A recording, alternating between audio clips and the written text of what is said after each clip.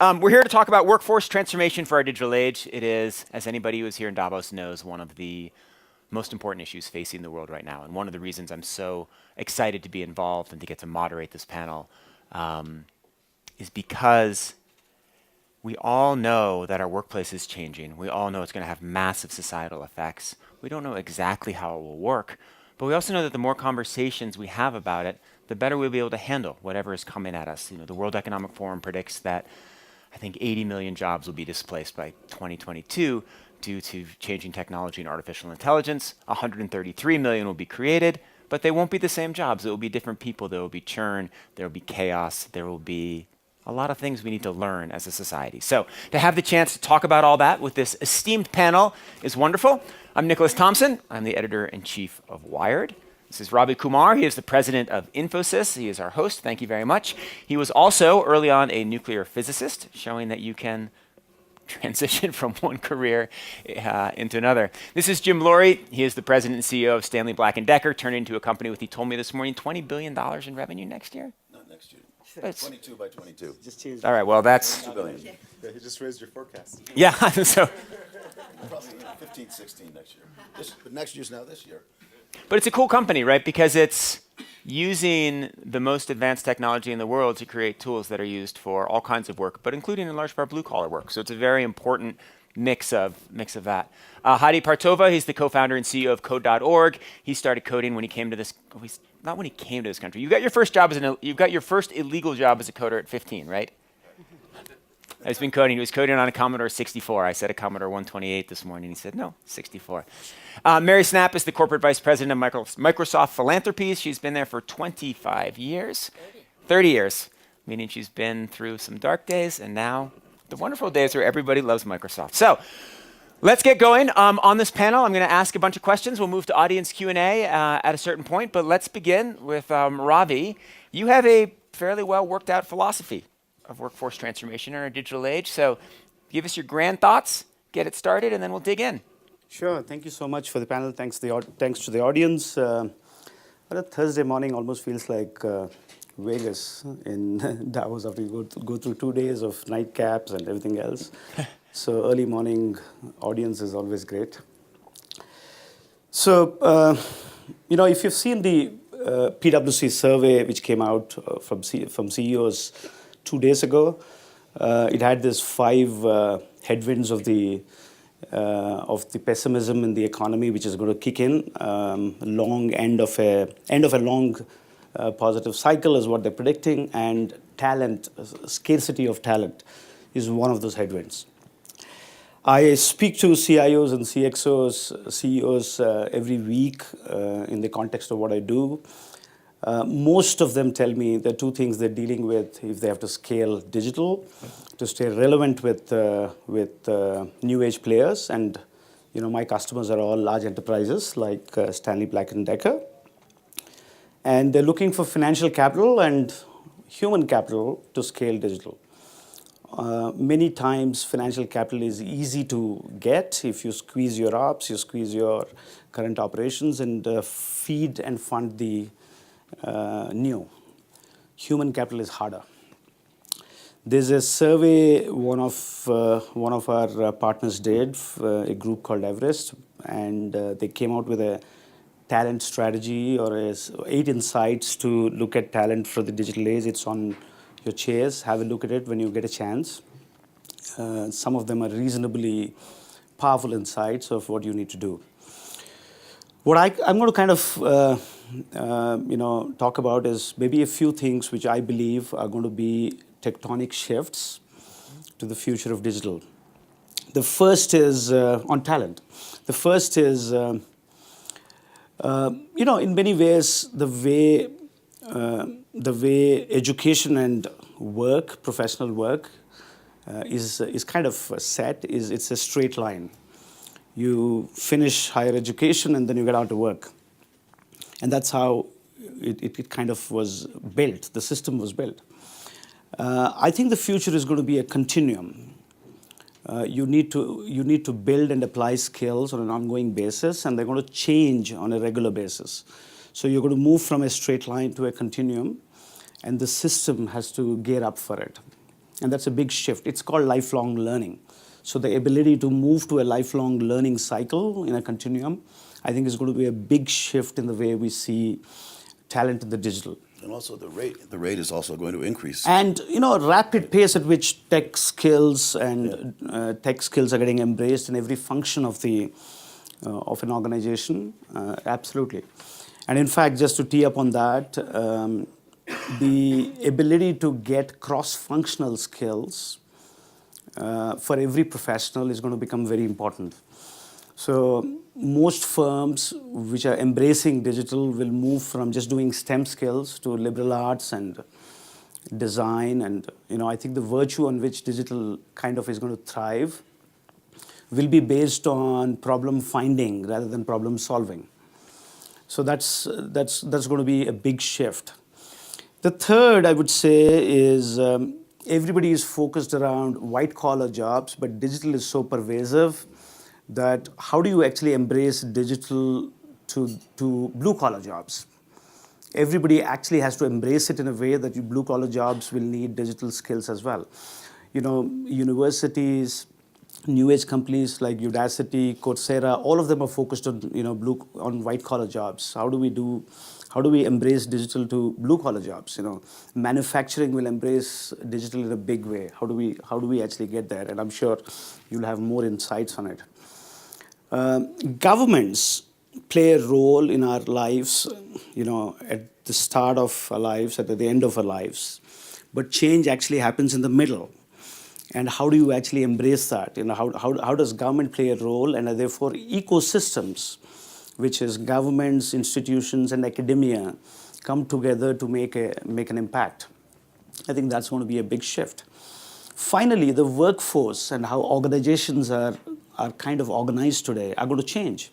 We have employees who are permanent in nature. We have transient employees who are contractors. But you're going to have a private and a public model of employees where you're going to have a virtual pool, and organizations are going to be reorganized in a way that you're going to have humans and bots working together.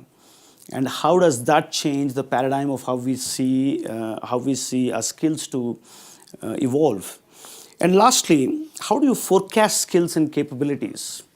We always, I heard yesterday evening a very interesting quote. We always overstate what will change in the next 2 years and understate what will happen in the next 10 years.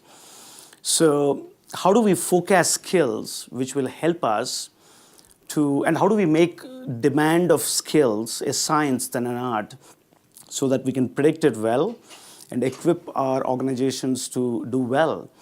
And the responsibility of reskilling, which is integral to the digital age, is no longer with an employee. It's actually with an employee and an employer together because it's in a continuum. And how do you gear up the system for that kind of a change? I think these are a few attributes in the age of digital for talent. That was a marvelous 6-part explanation of the big questions we face today. I was slightly pained when you talked about the importance of government as a citizen of the United States who does not currently have a government.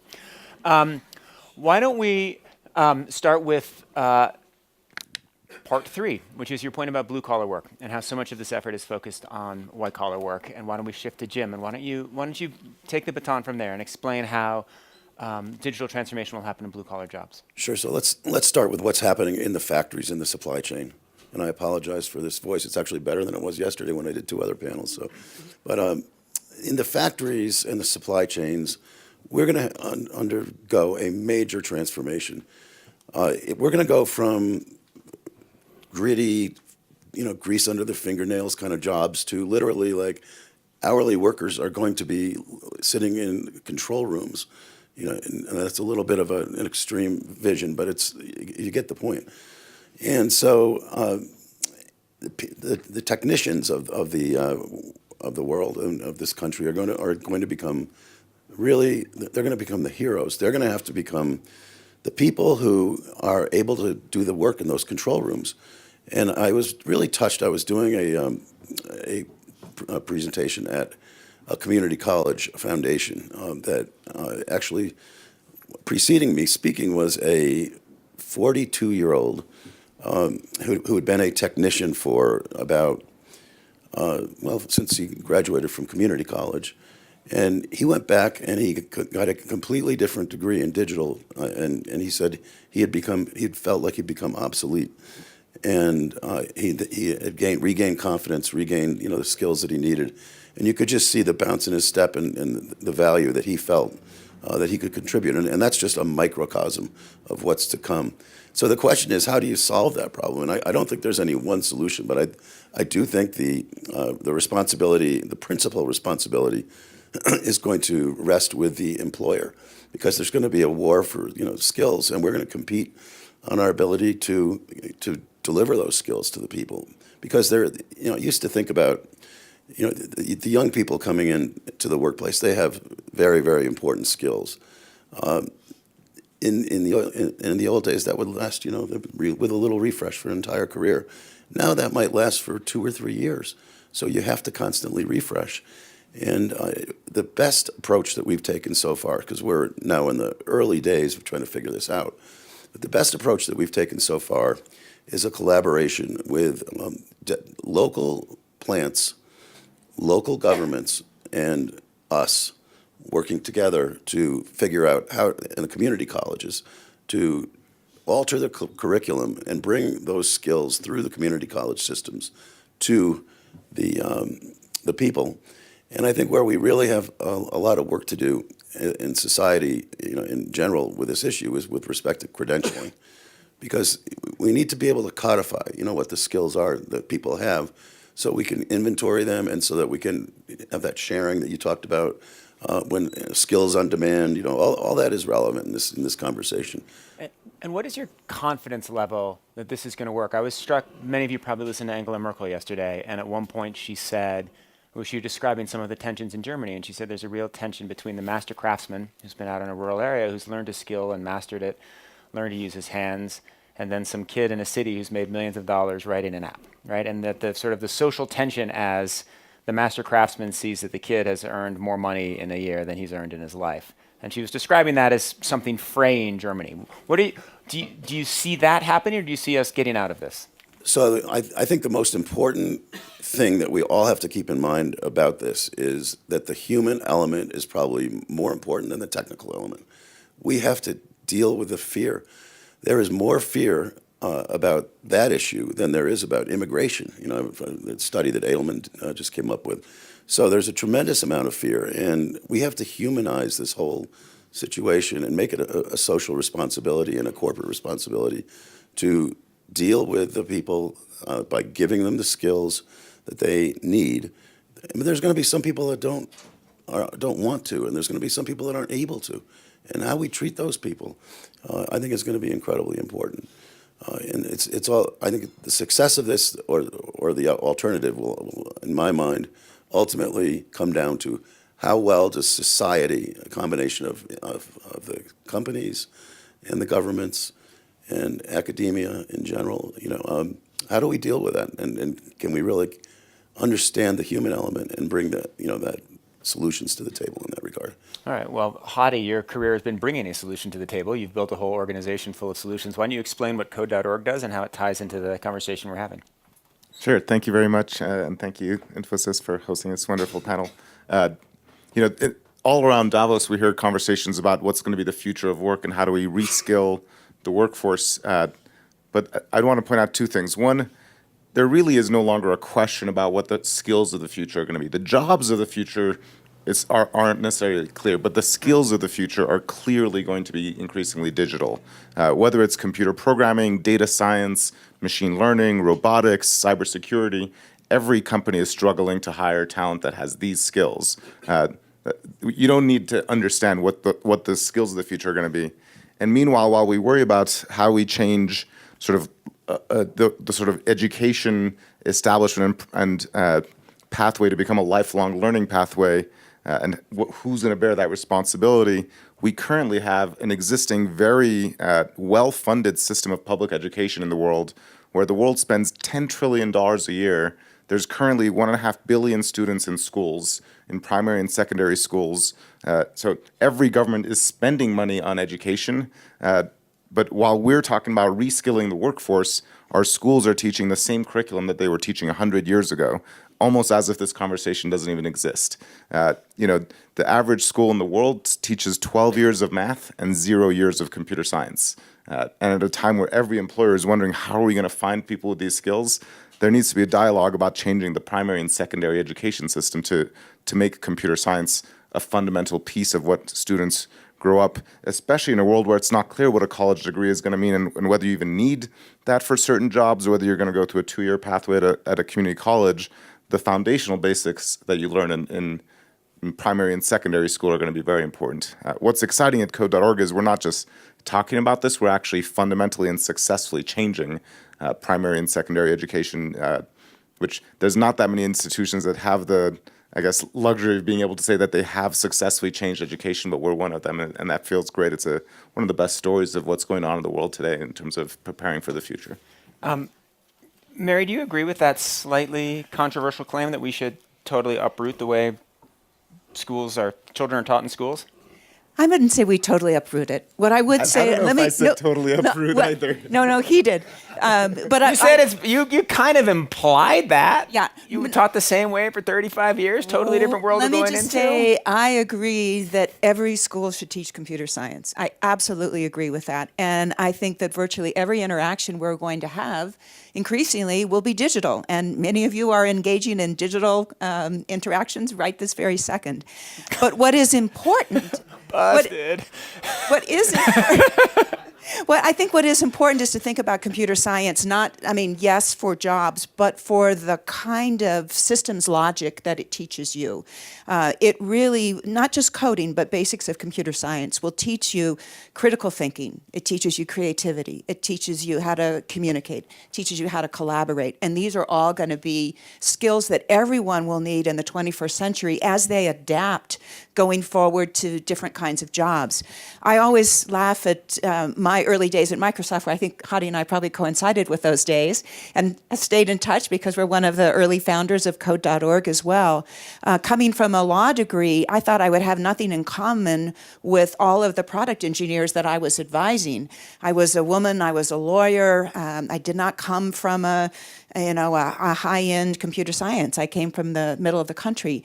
And I found that after 5 or 6 years, I actually had a lot in common with them because the system of logic I learned in law school was similar to the system of logic of computer science. And it has served me well. Now, I wouldn't say we should all learn the Socratic method when we're in 5th grade. Computer science, yes. So there's something I've often wondered about computer science. There's an argument you can make that, yes, I totally understand digital skills, absolutely essential. I'm the editor of Wired. I really ought to believe that. As we think about the jobs that artificial intelligence will replace, why wouldn't computer science and coding be one of the first ones that can be done by artificial intelligence? It doesn't involve manual dexterity. A lot of it, as you get faster processors and as you can train the computers to write their own code in C and in JavaScript, why won't they eventually be able to write code better than us, and therefore won't the computer scientists become obsolete before the carpenters? Yeah, it's kind of a circular thing you have going there, I have to say. I know, it is. It's very confusing. We always think about artificial intelligence as enhancing human ingenuity. Right. And artificial intelligence is only present because humans have done original coding and because humans actually gain data insights as a result of using it. Let me just give you a good example, actually. It's one that is kind of near and dear to some of our Microsofties' hearts. There's the lead computer scientist at Microsoft about 13 years ago lost a child to SIDS. He has made it a mission to use artificial intelligence to help identify what a cure might be. It involves at least 20 computer scientists who are volunteering their time. It involves the collection of massive amounts of data, and it involves working with research institutions, and it involves legislation. So don't think about computer science and artificial intelligence as by themselves. They will be informed by people, by policy, by ethics. And the day that a computer understands ethics, I just don't think it'll ever happen. Well, I'm waiting for humans to understand ethics, but we'll get. Do you mind if I answer that question a little bit as well? Which is, you're asking, will coding jobs get automated? In fact, coding jobs have been getting automated for the last 50 years. Right. 50 years ago, coding involved literally typing ones and zeros or even holes in punch cards, which then became simpler, and then people type. The languages of computer science have become more and more advanced, so you can get a lot more done with a lot less time. What is that object-oriented? Yeah, things thingy move that to we talked object-oriented, about then to yeah. JavaScript. Every 5 years, there's a more powerful language, which means the way you used to do it 5 years ago is completely irrelevant. The reason to teach computer science isn't because of coding jobs. It's because future doctors, future nurses, lawyers, future farmers, future factory workers, all those jobs are going to be in a more digital world. So it's not to get a job just as a coder. That might be completely different in 5-10 years. It's to be a digital native in a world that's being disrupted by technology. And let me put one more piece of it on there, and that is the question that you care a lot about, I know you all care a lot about, and that is inclusion. Exactly. So we cannot have a world in which computer scientists and other kinds of coders are from an affluent class and does not include women and does not include people of color. And that is the other reason to begin this education at that early stage. Ravi, one of the things we've been talking about throughout this conversation is the combination of coding with other values, whether it's combining it with ethics, whether it's combining it with the arts. You've hired and trained, 7,000 Americans? You have a company that's known for offshoring, but now it's actually you're hiring more Americans than anybody else, so just flip that one on its head. When you hire and when you train people, to what extent are you teaching them ethics and the things from the sort of sphere of liberal arts, and what would you teach them to code? So we did this massive experiment in the last 12 months, or I would say 12 to 18 months. And counterintuitive to what we do for traditional services, which need a lot of offshoring, digital services need to be consumed in the close proximity of where our clients are. And they're co-innovated and co-created on a constant basis. So we've set up these 6 hubs in the US in our client clusters. We picked very unusual spots. We picked spots which are not tech talent hubs of today, but we picked spots where there are good academic ecosystems around them. We made this announcement in May of 2017 that we're going to do like 10,000 American jobs, and everybody said, where are you going to get them from? After a while, you're only trading bad with bad. You send your bad guys to competition, competition sends bad guys to us. So you want to actually create talent which doesn't exist in the market. And I think the manufacturing firms did this very well at some point of time, where they had an apprentice model and they got a lot of talent in, and they used that opportunity to create talent which did not exist. It was a part of an experiential learning process to get talent in. So what we did is we went back to our basics, which is learning, lifelong learning. Infosys is an organization which is deeply rooted into education and learning. We have the largest corporate university in the world across any sector in India. We did that for decades. So we went back to schools and we hired from schools and we ran a 12-week training in partnership with academic institutions like Purdue and Cornell, Rhode Island School of Design, Trinity College, and then we started then creating talent which doesn't exist. This 12 weeks of training for somebody who has never worked in a corporate sector is good enough to kick off that process and be ready. Why aren't other corporates doing this? 12 weeks of training in the first year is a lot. We spend $20,000 on every new campus undergrad, grad who comes on board. And that's a lot because once you get them on board and you make them employable, you have to retain them. That's the biggest challenge I have on board, because otherwise I would become a training ground for everybody else. So that's the challenge, and that's one of the reasons why corporations don't do this. The second thing we did was we created a lifelong learning platform, going back to what Jim was saying, which is about a constant refresh of skills. We have a platform called Lex, which has the ability to get all our employees on a constant journey of learning. And those 12 weeks kind of embraces a bunch of things. I spoke about problem finding, which is a virtue in the digital world, design thinking, ethics, how to work in teams, how to work in corporations, how to actually work with customers to identify problems of the future. So it's a very comprehensive experiential learning immersed in workspaces, which will help them to be production ready in 12 weeks of time. And what about Mary's comment about gender and diversity? Of the 10,000 people you're going to hire, do you have a target of 5,000 women? Yeah, so it's a great question actually. Women in the United States do not want to be in technology when they're in schools because they think it's something very geeky and it's not for them.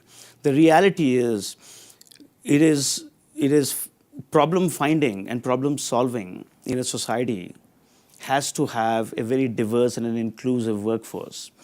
So we are very excited about actually getting a lot of diverse workforce in the US, and we're kind of trying to go back to schools and tell the technology is so pervasive that it's not necessarily set for a set of people, but it's actually for a broad brush of the society to be embracing it. The second, we went to community colleges in the last 12 months. We sampled them out. We found them to be much more indebted, much more sticky to organizations if you actually invest into them. But the challenge was they all come with 2-year courses. And when you come with 2-year courses, even when you come back, when you get into corporations, you don't get into the mainstream. So we have created a bridge from 2-year courses to 4-year courses as they work with us. So the two big things we're working on is increase the percentage of women who are excited about technology and computer science and digital jobs of the future. And the second is to actually include sections of the society which do not have access to computer science education like community colleges are. 50% of the students in the US go to community colleges. They go there not because they don't have it in them. They go there because they're stuck in a vicious negative cycle of higher education, which needs a lot of you need to be economically well to do higher education in the US. So you want to take one member of that family and take them out of that negative cycle. And you could do that if an employer can actually do this on scale and get them to corporations, but also give them a bridge to the 4-year courses so that they do mainstream jobs. I think that's the big shift. I would say every large corporation is doing this in some way, but to do this on scale and do this with a bet of making investments of training so that employees can stay with you and then doing it with a lifelong learning platform, I think will be the key for the future. Okay, I have to jump in here because you said the girls think that I saw smoke coming out of your ear. I could sense it when he said that. Yes. I was so excited for you to respond. Society doesn't want girls to be geeky. We have to change that. We have to start talking to girls early on. We have to keep talking to girls. We have to encourage girls. It has to start, when they're 2 and 3 years old. That's exactly what I was saying. In the sense, it's a myth that this is a geeky space. It's a myth that girls cannot do girls cannot actually code. The best coders in my team are actually girls. Yeah. And I think it's okay to be geeky. It's pretty okay to be geeky.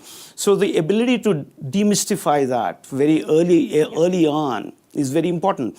So in some places it has changed. For example, in India, when we go to schools, we get more women applying to us than men because they find these jobs to be exciting for them. We have to do that in the US right from K-12 schools. Yeah. And I don't think it's happened so well, and therefore you don't get a good pipe of women applying to you. I was listening and talking with a researcher from the University of Michigan recently, and he raised schools in India. And he had this interesting theory that some of the difference between the United States and in India was that in India in the schools, you wait much, much longer before you start to introduce the romanticism with, the freshman frolics and the high school proms and the change in clothing. And so, putting that piece of it is actually not necessarily helpful in terms of girls' education. And so what you've described in India, I think is really interesting. Hadi, what are the stats of Code.org grads? Oh, I'm sorry about that. Sure, yeah. This issue of diversity and inclusion is so near and dear to my heart and to our work. And the reason Code.org has fantastic diversity is because the courses we teach are being taught in schools and primary and secondary schools. And if you look at any school in the world, you see a balanced representation of population. As a result, the students on code.org, out of the 35 million, 45% of them are young women, 49% are students of color, and 48% can't afford their own lunch, but they're learning computer science. Those are good stats. Impressive work. And that's what's possible when public education takes on this problem, which is what's fantastic about the story. Jim, let's talk about the people you're bringing into Stanley Black & Decker. Tell me about the skills that you are looking for right now. As you think about employees who will be able to succeed with you right now, but also be able to succeed with you for the next 10 years. What are you looking for now that you weren't looking for a few years ago? Well, again, it's going to be different for the manufacturing supply chain than it will be for the more white collar jobs. But what we're finding is that we need people that can apply, can understand digital, and then can apply digital. It's they're somewhat different. Obviously to apply, you need to understand some level of coding and what it can do, the possibilities. But it's really about problem solving, and it's about change management. How can you utilize digital to innovate? How can you use digital to make your factory more efficient? Those kinds of skills. How digital marketing. Marketing has completely changed. It's completely transformed in the last 5 to 7 years, and so it spans every process, every function. Think about the finance organization, the back room. How we're using cobots, to do financial processes, and it's coming at us so fast, and so we're looking for people that are open to learning, open to change, are not stuck in a paradigm. And a lot of this is more qualitative in the sense that it's not about hardcore skills, it's about having breadth and depth, and then being able to understand and apply.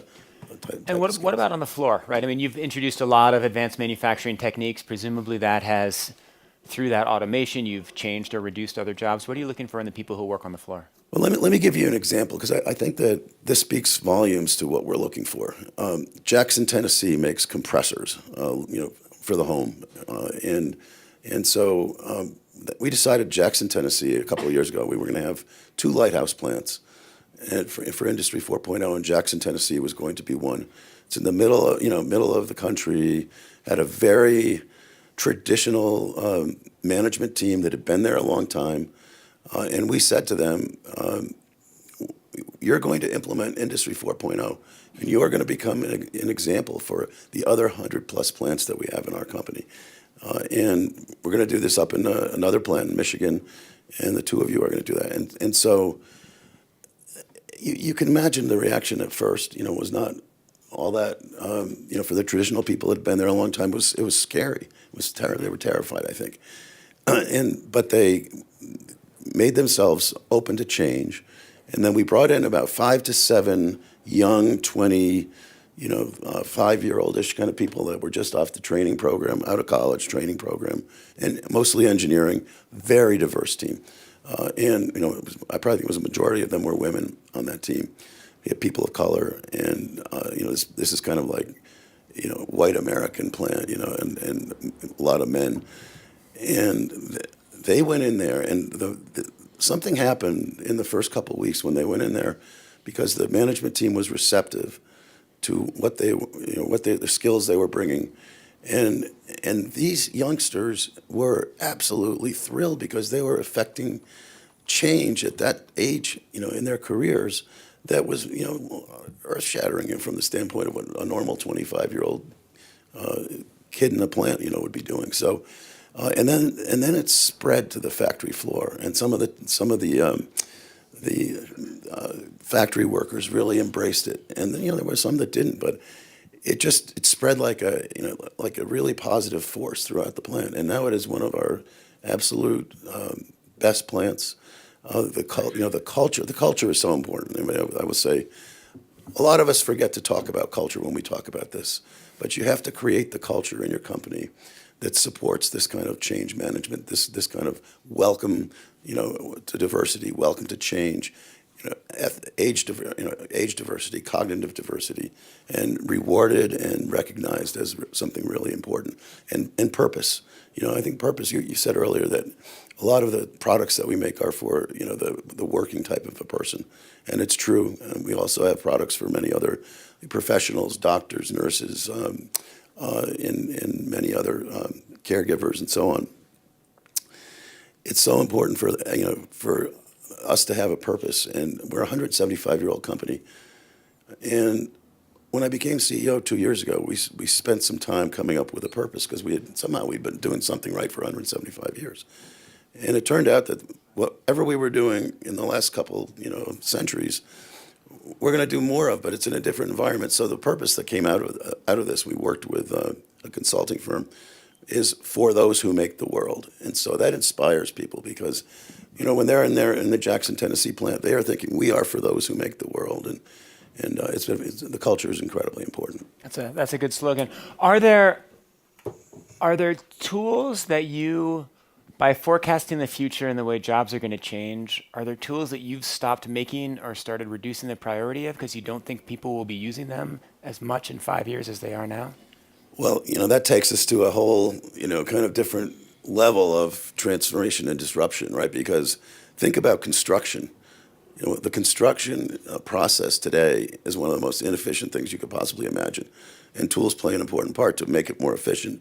But technology will make construction completely different. Right. And therefore the tools will change. Think about hand tools. Okay, hand tools go back to the caveman, right? They invented hand tools. Someday, I believe that a large percentage of hand tools will be produced through additive manufacturing. And there'll probably be designs that are out there in some kind of open architecture, access, and how is our business model going to change? Is some upstart company going to try to take that away from us? Yeah, absolutely. So we have to think about everything we do is threatened, but everything we do, we have the ability to change, to influence that and to disrupt ourselves, and that's what we're trying to do. So we haven't seen it yet, but I guarantee you it's coming. There will be tools that are obsoleted, and there will be business models that are obsoleted in our industry. So let's talk about when that's going to happen. So one of the things that always strikes me when I have a conversation like this is I'm absolutely convinced that change is going to happen. People are going to lose their jobs. There's going to be churn. But computer technology is moving pretty fast right now, and we have 3.9% unemployment. Why is that? I think we have a mismatch between jobs and skills and the people, being able to match to those jobs. I mean, I think that's the bottom line. And I'd love to actually follow on to your comment on construction. I was actually talking to a leader at one of the unions that includes the construction workers. And she was telling me that their certificate programs for certain kinds of machinists need to take a large amount of physics. And they are very much experimenting with enhanced reality kinds of tools for their apprenticeship and training programs. So, I think we just right now in this world have this big mismatch. We have 600,000 open computing jobs in the United States, for example. I also wanted to address first of all, when you said about the 3.9% unemployment, that's a U.S. figure. Right. Globally, I think and unfortunately everybody here works in the U.S., if you take a global view, there's lots of countries that are dealing with large double-digit unemployment, especially among youth. So imagine if you're in a country in the Middle East or even in Europe, among the 20% youth who are unemployed, you just finished this 16 years of education, right, and it didn't prepare you for today's jobs. And the demographics are skewed to young, too. Exactly. And then the other thing is, even in the U.S., where there's low unemployment, there's extreme frustration about stagnating wages, because the jobs that people are basically getting, for many of those jobs, are these lower wage jobs that haven't seen growth, while there's 600,000 open jobs in computing that are the highest paying jobs in the country. So we have this dramatic mismatch that's happening right now. It's not some future mismatch between what employment needs. The future folks in marketing, you want not just coders, but your marketing professionals need to be digital natives. Your factory floor workers need to know how to work with technology as part of their work. but the school system, the education system isn't preparing these skills. So Nick, if I may add, in many ways, AI and the new digital skills are creating a much bigger divide, because there are some which have an access to them and there's some which don't. And I think there's a real threat now of the divide actually being just broadened, because this has to be much more inclusive, much more diverse, as we spoke about, and it needs to actually reach out to constituents in the society where that access is not there. So unless we do that, I think we're going to live in a society where this is actually going to take it to a worse situation, where you're going to take jobs of the past away, you're going to create jobs of the future, but that gap is not going to be bridged. And that gap will only be bridged if you do this in a very diverse, inclusive way and reach out to the underserved parts of the world and get them access. That's the only way this is going to be better for the society, or it's going to get worse for the society, and the divide is going to get steeper and steeper. All right, well, let's hope for better. And let's also move to audience questions. So please raise your hand and identify yourself too when you ask. Fire away. Hi, Deborah Lehrman with Emphasis. I want to build on that last comment and ask the panel to provide your view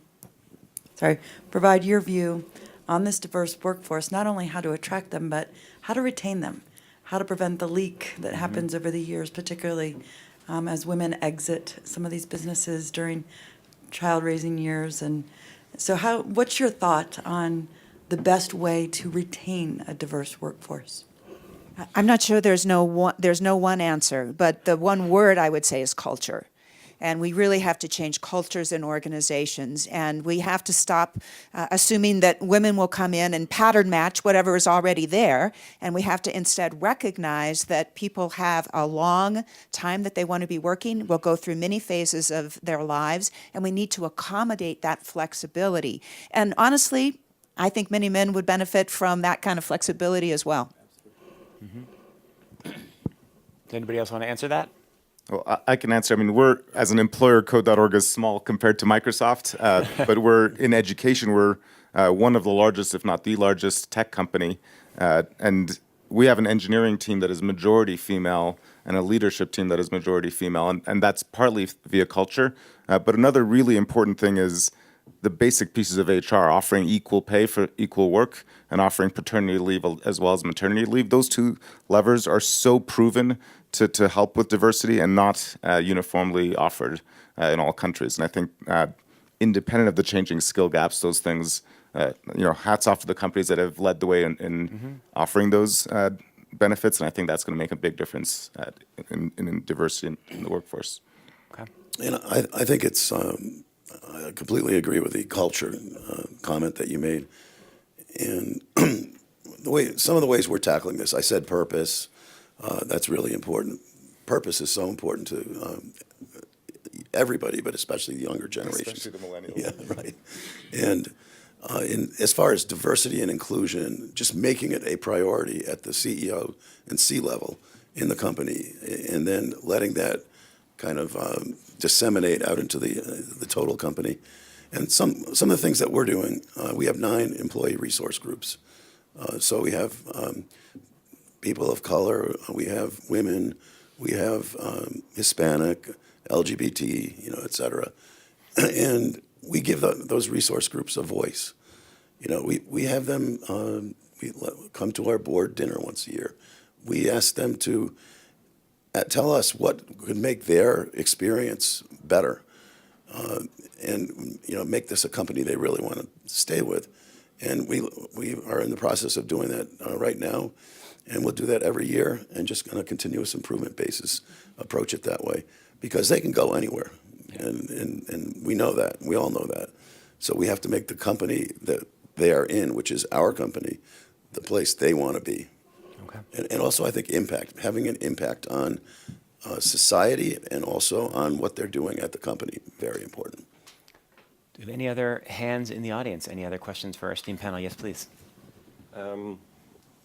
Thank you. Thanks very much for the inspiring morning. We all have to start very early, but this is running well. I'm Kees van Spek. I'm from Amsterdam, and I'm more in the sustainable office development. So construction is a bit inefficient. That's true. So my question is a bit related to the workforce. The workforce is changing, so also offices that we work in or spaces that we work in are changing. How do you see that today, but also for sure in future, how the new generation or the millennials or ourselves are going to work, and in the spaces they are going to work if we are changing so fast and so rapidly? Yeah, you may or may not know that Microsoft has just announced a 5-year kind of refresh and upgrade to our campus facilities. I've been there. Yeah. I've talked to them. Yeah. Yes, and I think we will be moving away from those long hallways with individual offices to really thinking a lot more about open spaces and pods, you know, of like 4 to 5 people at a place with just some spots if you actually need to, you know, have some very focused or private time. And I think that is the office of the future. That absolutely is the office of the future. And I think part of the retention of millennials will be recognizing that and, you know, finding other ways to make work more interesting. The other thing we haven't really talked about is remote work. And the number of young people who want to and are willing to work remotely or maybe go into the office in a WeWork situation 1 day a week. And I think we'll see a lot more of that, particularly as talent is scarce.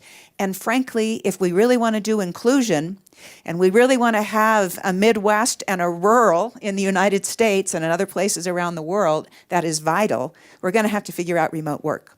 Absolutely. I think just to add to what May says, bang on. The workplace is going to become very, very virtual. I actually had one of my employees who came from school. We did the 12-week training with them. We invested onto this individual, worked for a couple of months, and then came back and said, I want to go. I said, why? He took a whiteboard and he started mapping out what he wants to do. He wants to do 3 hours of Uber, 2 hours of Upwork, and then 3 hours of reskilling. And then he said, tell me if you can offer this. So I was like, you know, this is how the future of workforce is going to be. It's going to be very virtual. We're already seeing this now, and we have to have an opportunity to work with a, as I said, with a setup which is private for you, but also a public workforce which is available on demand and is accessible to you, and they want to do it that way. Unless we start doing it that way, it's not going to work. And the 6 centers I spoke about at Infosys are immersive workspaces where we have living labs where our clients can actually come and work with us, and they can actually sense and curate their thinking using those immersive workspaces. And that's going to be the future of work. Are more people going to, so 10 years from now, is the number of people who work remotely going to be higher or lower than it is today? Because it seems like it should be going much higher because it is much easier to work at home, much simpler offices are set up around it. But on the other hand, we keep coming into cities, we find incredible value in sitting in pods, the value of an office and that kind of communication. We all came to Davos, we could have watched the web stream. Yeah. So Well, there's some human interaction here that I think is important, you know, and actually talking to young people, they love working remotely, but then they say, geez, I really don't know that guy that or gal that I'm writing code with, and it'd be really nice if I actually could meet them. So a combination of both, I think. There will be more people working remotely, but finding ways then to make the human connections will be key. And keep it flexible enough to do that. Yeah. Okay. Anybody else in the audience? Oh, several questions here. Could you say more about the role of local government and national government? There was some reference to their partnership role here. Yeah, so, you know, we work with the state governments, you know, the 6 centers we established, we work with the state governments. State governments actually have a big role to play. You know, they're a big platform for change. As much as, you know, some don't think so, but they're a big platform for change. As I said, you know, they're wired and programmed to look at their impact they can make in the initial part of our lives, and then at the end of our, you know, at the end of our lives. But the change is actually much more in the middle, and their ability to be a part of that ecosystem, which can work with academia, with institutions like code.org and with large corporations and make that impact and change the system around it. Lifelong learning, as I said, I think is the single biggest change which is going to impact the way we are structured. And governments will have to play a role on reskilling. And especially on blue collar workers, governments will have to play a role on reskilling. In fact, some parts of the world, there isn't a digital record about labor which is in the unorganized markets. Countries like India, 70% is unorganized market. They don't have any record, any digital record of the individual. And how do you reskill if you don't even know what skills are available? So the ability to actually create an identity, a digital identity around skills, will be the role of the government. The government has a much bigger role to play. And this is going to be a continuum. It's not going to be at one part of your life and then they're done with it. And because it's a continuum, governments have to play a role. And state governments are actually very keen to do so. Some do it very proactively, some don't. But it will be an integral part of that process. So I think, when it comes to reskilling or lifelong learning, corporations are going to play a much larger role. But if you think about the initial years, that is something that is primarily funded by government. And one of the things I've spoken to the Davos organizers is Davos has such a deep amount of discussion about the future of work and the learning the skills of the future, and yet there's only one minister of education represented at this conference. So out of all the heads of states, people bring their ministers of IT or their ministers of labor, ministers of commerce, whereas we have 1 billion students in the world right now, and none of the ministers of education are really even part of this conversation. That said, part of the work of Code.org is creating courses and training teachers to teach computer science, and part of our work, it's small but highly impactful, is working with governments to change the education system. And with the help of our supporters such as Microsoft and Infosys in the US, we've helped 48 states change policies to move computer science forward to be part of the K-12 system. And globally, 31 countries in the last 5 years have done some kind of national move to make computer science part of primary and secondary education. Just a few weeks ago, Argentina, for example, passed a policy requiring every single student in Argentina to learn computer science, not only in high school, but even in primary school as well. And you might expect that of a Japan who did that 2-3 years ago, but when countries like Argentina are making those moves, I think the future is bright in terms of the preparation of the future youth. All right. And I think the biggest gap for computer science education also is teachers. Teachers, to me, is the single biggest constituent which is behind in terms of, and that's the gap today. Anytime I meet a teacher, in fact, in the foundation, we focus on K-12 teachers.